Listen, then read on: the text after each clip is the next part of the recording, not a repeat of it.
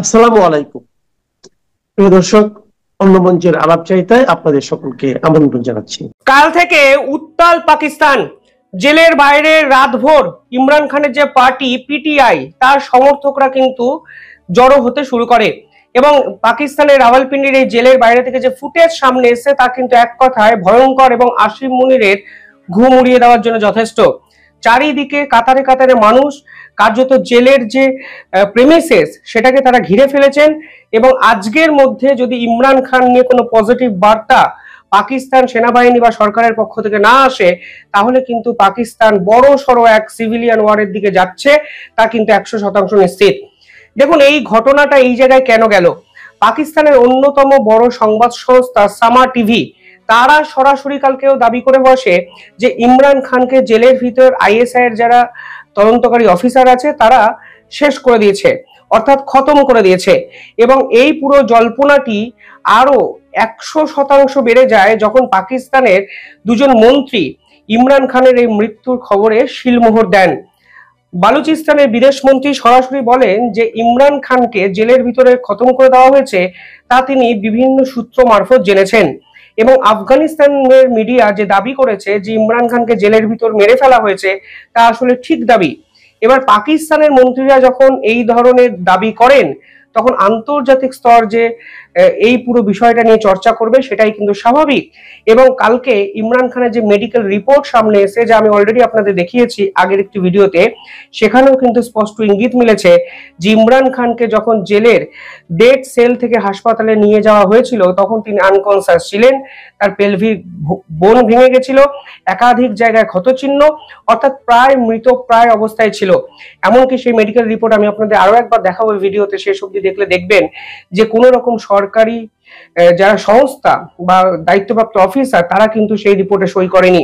আরো ইন্টারেস্টিং বিষয় কি জানেন, খাইবার পাখতুনের চিফ মিনিস্টার অর্থাৎ পাকিস্তানের প্রদেশের একটি chief minister minister Sohel Afridi তিনি কালকে সরাসরি বলেন তিনি 1 মাস ধরে ইমরান খানের সঙ্গে দেখা করতে চেয়েছেন কিন্তু কোনো অজানা কারণে তার সঙ্গে দেখা করতে দেওয়া হয়নি এবং তিনিও জানতে পেরেছেন যে জেলের ভিতরে এমন কিছু কর্মকাণ্ড ঘটেছে যা পাকিস্তান সেনাবাহিনী গোটা বিশ্বের সামনে লুকানোর চেষ্টা করছে।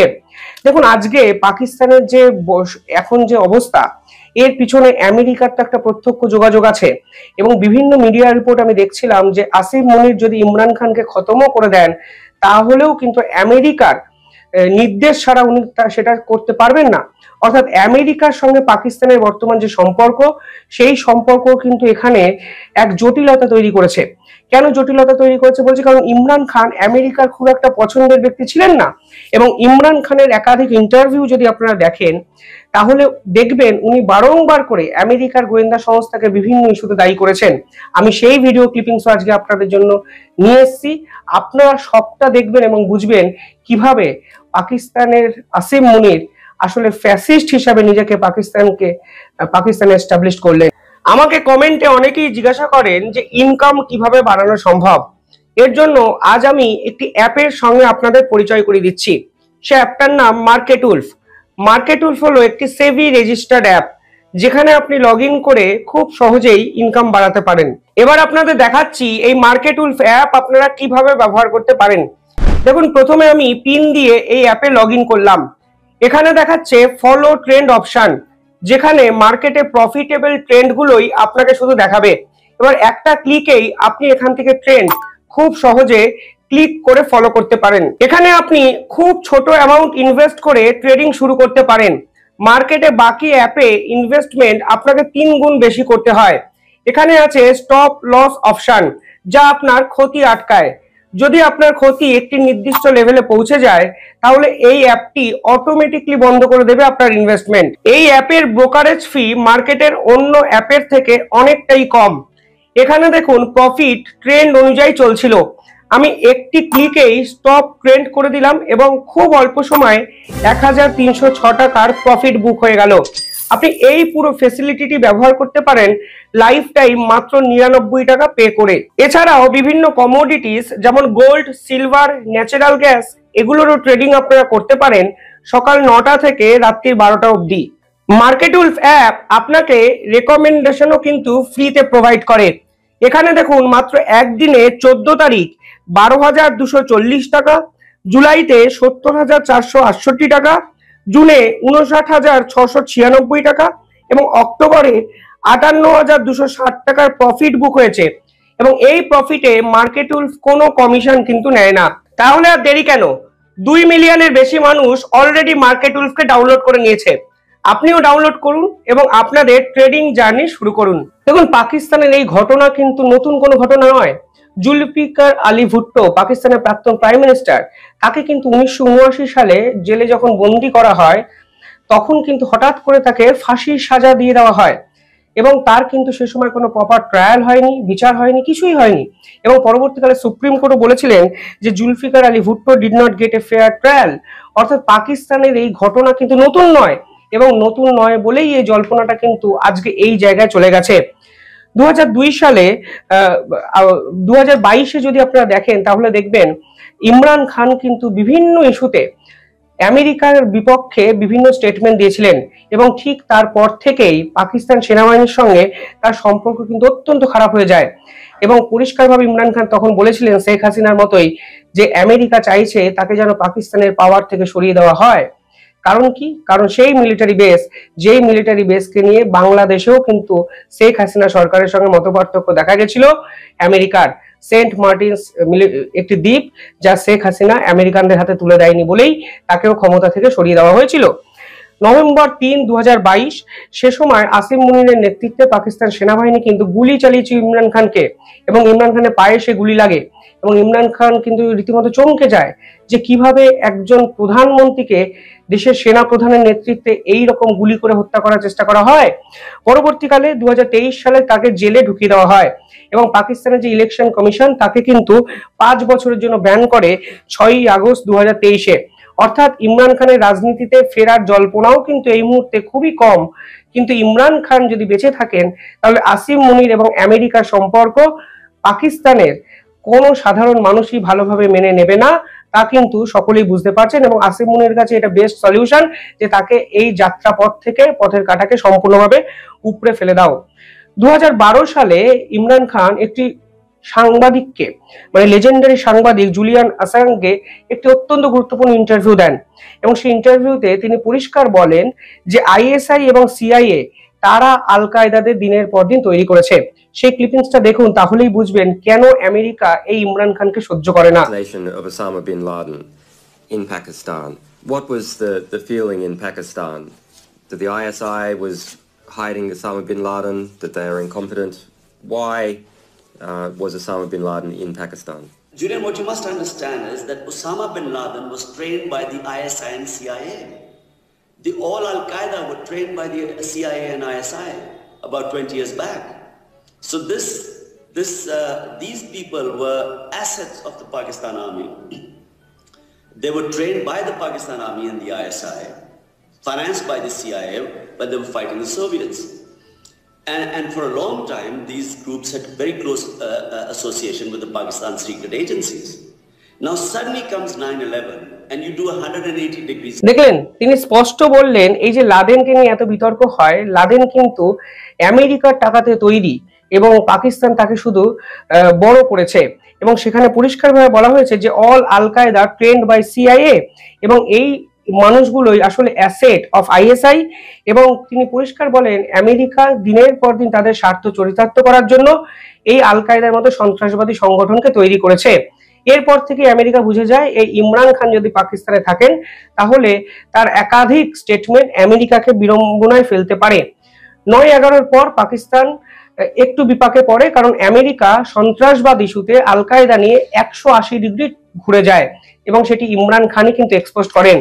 ডোনাল্ড ট্রাম্পের ফার্স্ট পর্বে সম্পর্কটা আরো খারাপ জায়গায় চলে যায়, যদিও শেষ দিকে সম্পর্কটা মেরামত করার একটা জায়গায় নিয়ে যাওয়ার চেষ্টা করছিলেন ইমরান খান, কিন্তু যখন বাইডেন আসেন তখন কিন্তু তিনি আর ঘুরে দাঁড়াতে পারেননি এবং পরবর্তীকালে তাকে এটাও প্রশ্ন করা হয় যে আমেরিকা তো আপনার এখানে মিলিটারি বেস তৈরি করতে চাইছে, আপনি কি চান? তিনি এক বাক্যে উত্তর দিয়েছিলেন অ্যাবসলিউটলি নট, আমি কোনোভাবেই পাকিস্তানকে আমেরিকার হাতে তুলে দেব না, মিলিটারি বেস তৈরি করতে দেব না। অর্থাৎ আমেরিকার মদত ছাড়া ইমরান খানকে কিছু করা আসিম মুনিরের তো কার্যত অসম্ভব, তা আসিম মুনিরও জানেন। আর আজকে এই চরম গোপনীয়তার জন্য আমেরিকার হাতকে অনেকে দায়ী করছেন এবং বিশেষজ্ঞরা বলছেন যদি ইমরান খানকে ন্যূনতম আনকনসাস অবস্থায় অন্য কোথাও স্থানান্তরিতও করা হয়, সেটাও কিন্তু আমেরিকাকে না জানিয়ে এই পাকিস্তান সরকার করবে না। কারণ কোনো অবস্থাতেই পাকিস্তানকে মানে আমেরিকা পাকিস্তানকে চটাবে যেমন নয়, পাকিস্তানও কিন্তু আমেরিকাকে ঘোড়া ডিঙিয়ে ঘাস খাওয়ার মতো অবস্থাতে নেই। কারণ একাধিক ডিল করে আসিম মুনিরকে অলরেডি ফাঁসিয়ে দিয়েছেন ডোনাল্ড ট্রাম্প। সে বালুচিস্তানের ক্রিটিক্যাল মিনারেলস ডিল বলুন, পেট্রোলিয়ামের ডিল বলুন, ফলে সব জায়গায় আমেরিকার 100% প্রভাব পাকিস্তান সেনাবাহিনী, পাকিস্তান সরকারে এখন ভীষণ মাত্রায় বিরাজমান। আর এই মুহূর্তে দাঁড়িয়ে ইমরান খান হলো আমেরিকা এবং পাকিস্তানের একাধিক ডিল হওয়ার ভীষণ বড় একটি কাঁটা, এবং কাঁটাকে যদি এখন নিঃশব্দে সরিয়ে ফেলা যায় তাহলে প্রতিবাদ করার মতো কেউ নেই। যদিও কালকে বিক্ষোভ বিভিন্ন জায়গায় কালকে দেখানো হয়েছে, পাকিস্তান কার্যত অশান্ত, উত্তপ্ত, এবং এই সরকার এতটাই ফ্যাসিস্ট, এই যে ইমরান খান বোন, তার বিরুদ্ধে কিন্তু অ্যান্টি টেরোরিজম অ্যাক্টে মামলা দেওয়া হয়েছে 3টে। ফলে তার অপরাধ কি? তিনি দাদার সঙ্গে দেখা করতে চেয়েছেন, এবং যেটা রুটিন মিটিং, সেখানে ইমরান খানের লিগাল টিম উপস্থিত ছিলেন, এবং ইমরান খানের লিগাল টিমের পক্ষ থেকে বলাও হয়েছে যদি ইমরান খানকে আনকনসাস অবস্থায় অন্য কোথাও সরিয়েও নিয়ে যাওয়া হয় তাহলেও সেটা জানানো হোক পরিবারকে। পরিবারকে জানানো হবে না কেন? हम आपके सामने ये एक कारकुन पीटीआई पे खड़े हैं जिनकी एक टांग कट गई थी, तो ये देखें कि ये भी इन्हीं का शिकार है, और ये कहते हैं मैं फिर भी आऊंगा, मैं एक टांग पे भी आऊंगा। तो ऐसे इमरान खान के पास ये लोग हैं। आपने बाकी जमातों में देखा होगा कोई ऐसा ना जज्बा है ना ऐसी चीज है, वो बिरयानी खाते हैं और चले जाते हैं, पैसे लेते हैं और चले जाते हैं। कभी नहीं हुआ कि वो लोग किसी वजह से किसी लीडर के लिए आए। वो लोग भर के लाते हैं, उनको खाने खिलाते हैं, और उनको ये भी अगर कभी आप उनका इंटरव्यू करें उनको पता ही नहीं होता भाई क्यों है। तो ये पीटीआई है, जमात है, पाकिस्तान की जमात है, ना ये पंजाब की है ना केपी की है, पूरे पाकिस्तान की है। और इमरान खान पूरे पाकिस्तान के लिए खड़े हैं, और पूरा पाकिस्तान के बाद इमरान खान के साथ खड़े हैं। কিন্তু পাকিস্তান সরকার নীরব, আর নীরব বলেই এই প্রশ্ন কিন্তু সকলের আগে উঠেছে যে ইমরান খানকে কি জেলের ভিতরে মেরেই ফেলেছে আসিম মুনির, এবং সেই সম্ভাবনা কিন্তু উড়িয়ে দেওয়া যাচ্ছে না। হতে পারে জরুরিকালীন ভিত্তিতে কোনো ভিডিও ফুটেজ হয়তো তার প্রকাশ করা হতে পারে যদি তিনি বেঁচে থাকেন, কিন্তু আমার মনে হয় সেটা দিয়েও চিড়ে ভিজবে না যদি না ইমরান খানকে লাইভ প্রডিউস করা যায়। যাই হোক, সব মিলিয়ে উত্তপ্ত পাকিস্তান। আজকে ভাইটাল দিন পাকিস্তান সরকারের কাছে, আজকেই বোঝা যাবে পাকিস্তান ঠিক কোন পথে চলছে। তবে ডোনাল্ড ট্রাম্পের নির্দেশে যদি ইমরান খানের কোনো ক্ষতি হয় তাহলে আমেরিকার বিপক্ষে পাকিস্তানের সংখ্যাগরিষ্ঠ মানুষ যে প্রতিবাদ করবেন। দেশের দুটি বন্দর দীর্ঘমেয়াদে বিদেশিদের কাছে হস্তান্তর অনেকটা নির্বিঘ্নে ঘটে গেলেও চট্টগ্রামের নিউ মরিন কন্টেইনার টার্মিনাল বা এনসিটি নিয়ে বেশ বিপাকে পড়েছে অন্তর্বর্তী সরকার। বিরোধিতা গড়িয়েছে আদালত পর্যন্ত। আমিরাত ভিত্তিক কোম্পানি জিপি ওয়ার্ল্ডের সঙ্গে চুক্তির বিরুদ্ধে রিট হয়েছে হাইকোর্টে। 4 ডিসেম্বর রায় হওয়ার কথা থাকলেও চুক্তির বিরোধিতায় উত্তাল হচ্ছে ঢাকা ও চট্টগ্রামের রাজপথ। অন্যদিকে চুক্তির পক্ষে সোশ্যাল মিডিয়ায় জোরদার হচ্ছে সরকার সমর্থকদের পিআর ক্যাম্পেইন। সরকার সমর্থকেরা হাজির করছেন কাল্পনিক সব কালগল্প। আন্দোলনকারীদের বিরুদ্ধে তোলা হচ্ছে কড়া অভিযোগ, আবার দেয়া হচ্ছে অদ্ভুত নানান যুক্তি। কথায় কথায় আওয়ামী লীগ সরকার আর শেখ হাসিনার সব কাজের বিরোধিতা যারা করেন তারাই এখন বলছেন অধ্যাপক ইউনূস গত সরকারের উদ্যোগকে এগিয়ে নিচ্ছেন। দেশের অর্থনীতি প্রায় 15 মাসে তলানিতে গিয়ে ঠেকলেও সরকার সমর্থকদের বিকার নেই, বরং তাদের দাবি শুনলে মনে হবে সব সমস্যার মূল কারণ দেশের বন্দর ব্যবস্থাপনা। বিদেশিরা এগুলো পরিচালনার দায়িত্ব পেলে সিঙ্গাপুর এসে মাথা ঠুকবে বাংলাদেশের পায়ে। প্রশ্ন হলো, সরকার সমর্থকেরা যেখানে দেশের 17 কোটি মানুষের রাজনৈতিক সরকারকে বিশ্বাস করতে রাজি নন, সেখানে দেশের মানুষকে কেন 15 মাসের ব্যর্থ অনির্বাচিত সরকারকে আস্থায় নিতে হবে? এতদিনের কোন ম্যাজিকের কারণে তাদের দক্ষতা এবং সততা নিয়ে আমাদের সংশয় কাটবে? অতীতে যারা বিদেশের সঙ্গে কথিত গোপন চুক্তির বিরুদ্ধে ছিলেন সোচ্চার, এখন তারাই কেন প্রতিটি চুক্তি লুকিয়ে রাখছেন নিজেদের ভল্টে? আমাদের অনুসন্ধান বলছে যে 3টি বিদেশি প্রতিষ্ঠানের সাথে বন্দর আর টার্মিনাল তুলে দেওয়ার জন্য অধ্যাপক ইউনূস গোপন চুক্তি করেছেন। তাদের প্রত্যেকটির বিরুদ্ধে আন্তর্জাতিক অঙ্গনে ভয়ঙ্কর বেশ কিছু অভিযোগ আছে। এমনকি জিবুতি সরকার জিপি ওয়ার্ল্ডের বিরুদ্ধে দেশের সার্বভৌমত্ব ক্ষুণ্ণ করার অভিযোগ এনে চুক্তি বাতিল করতে বাধ্য হয়েছে। বিনিময়ে দেশটিকে গুনতে হচ্ছে অবিশ্বাস্য রকমের মোটা অঙ্কের জরিমানা। বিস্তারিত জানতে চলুন যাওয়া যাক বিশ্লেষণে।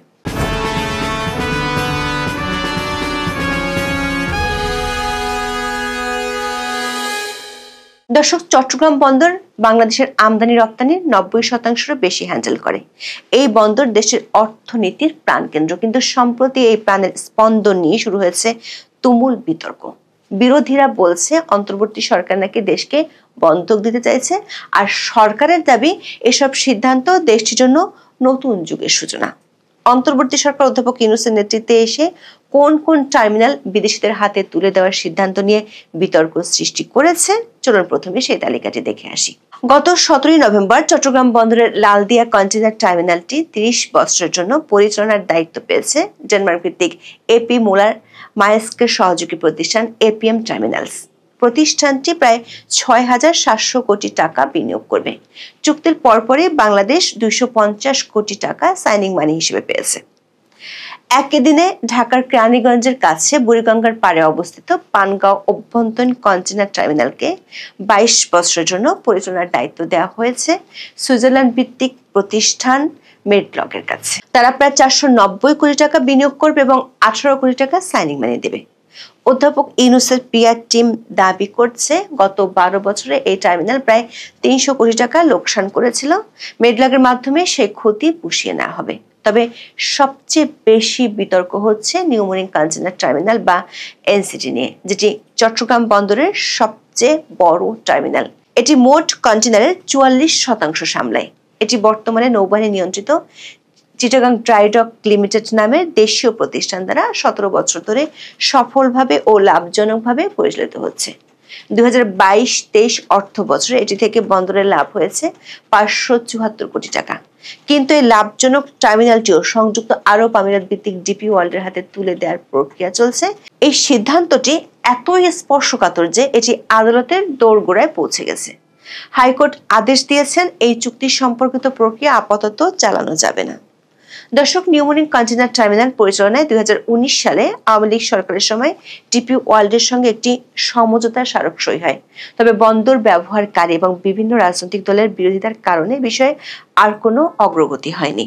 তবে অধ্যাপক ইউনূসের অন্তর্বর্তী সরকার ক্ষমতা নেওয়ার পর এ বিষয়ে জোর উদ্যোগ দৃশ্যমান হতে শুরু করে।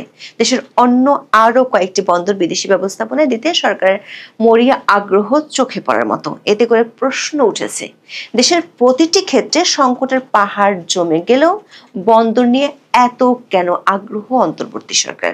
আবার চুক্তি করার ক্ষেত্রে প্রচন্ড গোপনীয়তা তৈরি করছে সন্দেহ। রেলিস্টার এক নিবন্ধে বলা হয়, বাংলাদেশের গুরুত্বপূর্ণ কন্টেইনার টার্মিনালগুলো পরিচালনার দায়িত্ব বিদেশি কোম্পানির হাতে তুলে দেওয়ার সিদ্ধান্তের পক্ষে বিপক্ষে চলছে জোর আলোচনা।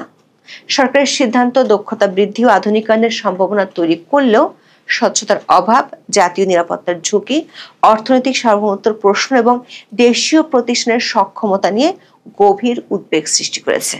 নিবন্ধে বলা হয়, বাংলাদেশের অন্তত 5টি টার্মিনালে কন্টেইনার হ্যান্ডেলিং এর দায়িত্ব বিদেশিদের হাত দেওয়ার উদ্যোগের জোরালো প্রতিবাদ জানাচ্ছে বিভিন্ন সংগঠন। চট্টগ্রাম শ্রমিক কর্মচারী ঐক্য পরিষদ বা স্কপ, কয়েকটি বাম রাজনৈতিক দল, জামায়াত ইসলাম এবং হেফাজতের পক্ষ থেকে এ ধরনের চুক্তির বিরোধিতা করা হচ্ছে। দর্শক, অধ্যাপক ইউনূস কেন মিত্রদের কাছ থেকে এমন বিরোধিতা পাচ্ছেন? কেন অন্তর্বর্তী সরকার এসব চুক্তি নিয়ে এত বিতর্ক দেখা দিয়েছে? আমাদের বিশ্লেষণের প্রধান কারণ 3টি: গোপনীয়তা, দ্রুততা এবং অন্তর্বর্তী সরকারের এখতিয়ার। বিশেষ করে দেশের স্বার্থ ও লাভ কতটা থাকবে, জাতীয় নিরাপত্তার ঝুঁকি তৈরি হতে পারে কিনা তা নিয়েও বিতর্ক চলছে। দর্শক, ইতিমধ্যে 2টি চুক্তি সইয়ের ক্ষেত্রে অস্বাভাবিক দ্রুততা এবং চুক্তির শর্ত গোপন রাখার দৃশ্য দেখা গেছে। এর আগে অন্তর্বর্তী সরকার বিদেশি কোনো চুক্তি প্রকাশ করেনি। সবগুলোর ক্ষেত্রে নন ডিসক্লোজার এগ্রিমেন্টের অজুহাত দেখানো হয়েছে। টেলিস্টার বলছে, লালদিয়া টার্মিনালের কারিগরি ও আর্থিক প্রস্তাব মাত্র 1 দিন করে মূল্যায়ন করা হয়েছে। 20 থেকে 30 বছরের দীর্ঘমেয়াদী চুক্তির জন্য এই সময় যথেষ্ট নয়। এই প্রক্রিয়ায় অংশীজন ও বিশেষজ্ঞদের মতামত না নেওয়ার অভিযোগ উঠেছে। বাংলাদেশ বিনিয়োগ উন্নয়ন কর্তৃপক্ষ বা বিডার নির্বাহী চেয়ারম্যান আশিক চৌধুরী দাবি করেছেন, কোন দেশের সরকারি পিপিপি বা পাবলিক প্রাইভেট পার্টনারশিপ চুক্তির দলিল জনসম্মুখে প্রকাশ করবে না আইনগত সীমাবদ্ধতার কারণে। দর্শক, আমাদের অনুসন্ধান বলছে তিনি এ বিষয়ে মিথ্যা তথ্য দিয়েছেন। যেমন লালদিয়া কন্টেইনার টার্মিনাল চুক্তিটি একটি কনসেশন চুক্তি। এ ধরনের কনসেশন চুক্তির দলিল গোপনীয় কিনা তা নির্ভর করে দুই পক্ষের উপর। ভারত সরকার দেশের কনসেশন চুক্তিগুলো জনগণের জন্য উন্মুক্ত করে রেখেছে। ভারতের ডিপার্টমেন্ট অফ ইকোনমিক অ্যাফেয়ার্স ওয়েবসাইটে অবকাঠামো খাতের উন্নয়নে 220টি কনসেশন চুক্তিপত্র দেয়া আছে, যেখানে বন্দর নিয়ে রয়েছে 22টি। সমালোচকরা বলছেন, এত বড় সিদ্ধান্ত নিতে গিয়ে লালদিয়া টার্মিনালের কারিগরি ও আর্থিক প্রস্তাব মাত্র একদিন করে মূল্যায়ন করা হয়েছে। 20 থেকে 30 বছরের চুক্তির জন্য এই তাড়াহুড়োকে অস্বাভাবিক বলা হচ্ছে। লালদিয়া এবং পানগাঁও বন্দর নিয়ে বিদেশিদের সঙ্গে চুক্তি হয় ঝড়ের গতিতে, ছিল না আইন বা নিয়মের বালাই। বণিক বার্তার এক প্রতিবেদনে বলা হয়, পুরো সময় কঠোর গোপনীয়তা বজায় রাখে সরকার, এমনকি বড় ধরনের অনিয়মের অভিযোগও উঠেছে। সাপ্তাহিক ছুটির দিনে অনুমোদন, বোর্ডের সদস্যের সংখ্যাগত সংকটের মতো ঘটনাও ঘটে। চট্টগ্রাম বন্দর কর্তৃপক্ষ একই দিনে তাড়াহুড়ো করে 2টি চুক্তির সিদ্ধান্ত চূড়ান্ত করে। দীর্ঘমেয়াদী কনসেশন চুক্তির নেগোসিয়েশন ও চূড়ান্ত দলিল তৈরির বিষয়ে মূল্যায়ন কমিটির বেশিরভাগ সদস্য জানতেন না। বন্দর আর টার্মিনাল নিয়ে বিতর্কের আরেকটি গুরুত্বপূর্ণ দিক হলো, একটি অনির্বাচিত অন্তর্বর্তী সরকার এত দীর্ঘমেয়াদী এবং কৌশলগত সিদ্ধান্ত নিতে পারে কিনা, বিশেষ করে জাতীয় নিরাপত্তা ও সার্বভৌমত্বের মতো এত গুরুত্বপূর্ণ ও স্পর্শকাতর ইস্যু যেখানে জড়িয়ে আছে। সংবাদ মাধ্যমগুলো বলছে, বন্দর পরিচালনাকে সাধারণ কোনো বিনিয়োগ হিসেবে দেখা হয় না। ডিপি ওয়ার্ল্ডের মতো বিদেশি সংস্থার হাতে নিউমোরিং টার্মিনাল দেয়া হলে তা জাতীয় নিরাপত্তা ও ভূ রাজনৈতিক ঝুঁকি তৈরি করতে পারে বলে উদ্বেগ রয়েছে। চট্টগ্রামের নিউমোরিং কন্টেইনার টার্মিনাল দেশীয় প্রতিষ্ঠানের মাধ্যমে 17 বছর ধরে সফল ও লাভজনকভাবে পরিচালিত হচ্ছে। এটি নির্ধারিত সক্ষমতার চেয়েও বেশি কন্টেইনার হ্যান্ডেল করছে। বছরের রাজস্ব আয় হচ্ছে 1000 কোটি টাকার বেশি। এরপরও সেটি কেন বিদেশি প্রতিষ্ঠানের হাতে তুলে দেওয়া হচ্ছে, সেই প্রশ্ন জোরালো হয়ে উঠেছে। বিএনপি সহ অনেক রাজনৈতিক দল ও সংগঠন প্রশ্ন তুলেছে, নির্বাচনের ঠিক আগে তাড়াহুড়ো করে একটি অন্তর্বর্তী সরকার দীর্ঘমেয়াদে এত বড় কৌশলগত সিদ্ধান্ত নেওয়ার এখতিয়ার রাখে না। কারণ অন্তর্বর্তী সরকার শুধু দৈনন্দিন কার্যক্রম চালাবে। সংবিধানের 106 ধারার অধীনে সুপ্রিম কোর্টের অভিমত এমনটাই ছিল। বিষয়টি আদালত পর্যন্ত গড়িয়েছে। ডিপি ওয়ার্ল্ডের সঙ্গে চুক্তির প্রক্রিয়ার বৈধতা নিয়ে হাইকোর্টে রিট করেন বাংলাদেশের যুব অর্থনীতিবিদ ফোরামের সভাপতি মির্জা ওয়ালিদ হোসেন। এ মামলায় 4 ডিসেম্বর রায় দিবে হাইকোর্ট। অবশ্য সংবিধানের কোথাও অন্তর্বর্তী সরকারের বিধান না থাকা সত্ত্বেও অ্যাটর্নি জেনারেল আদালতে সরকারের পক্ষে অদ্ভুত ব্যাখ্যা ও যুক্তি দেখিয়েছেন। তার দাবি, নির্বাচিত সরকার যাই করতে পারে অন্তর্বর্তী সরকারও তাই করতে পারে। তবে সম্প্রতি সরকার এসব অদ্ভুত যুক্তিতে কাজ হচ্ছে না দেখে সরকার সমর্থকরা অনলাইনে নতুন নতুন বেশ কিছু যুক্তি দাঁড় করাচ্ছেন। সরকারের মিত্র এবং সমর্থকেরা হাজির করছেন বাংলাদেশকে বিশ্ব সেরা বানিয়ে ফেলার গালগল্প।